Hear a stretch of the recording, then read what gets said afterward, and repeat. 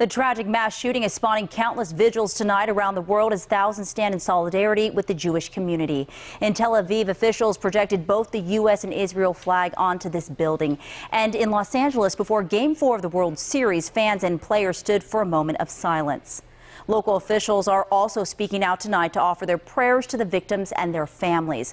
Governor Hogan released a statement saying in part, quote, "We are deeply shocked and saddened by the horrific shooting and that we have reached out to offer assistance to Governor Tom Wolf and PA law enforcement and stand ready to help our neighbors."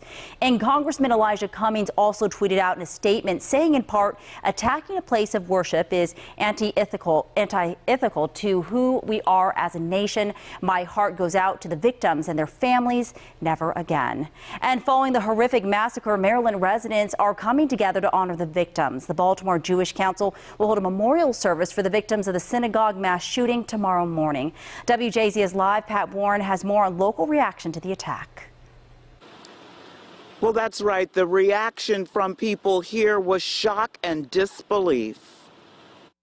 11 people who went to services in the Tree of Life Synagogue are dead. 6 others wounded in what the FBI is investigating as a hate crime. Just the idea of a synagogue during Shabbat morning services being attacked like this, and then you hear about the anti-Semitic words being shouted. Howard Libet of the Baltimore Jewish Council tells WJZ there is an uptick of hatred across the country. Unfortunately, in our community, we have seen an uptick of anti-Semitic graffiti, anti-Semitic incidents, and quite frankly, hate incidents against other communities, against the Muslim community, against African Americans. And so we have to recognize there is this rising hate in our community. But this, says Libet, is beyond the pale. What to do about it? Former police spokesman, now crisis communications consultant T.J. Smith says law enforcement cannot do it alone. And there's always that, whether it's a family member, friend, or neighbor says something just wasn't right.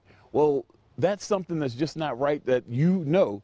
Call in, let the FBI, the ATF, and your local police departments investigate it a little further. Libet says the Jewish community will stand up to hate. We're going to stand up to hate, and we're going to continue to join together as a community to pray, to celebrate Shabbat each week, to show our faith and be proud of our faith. And have faith that others are standing with them.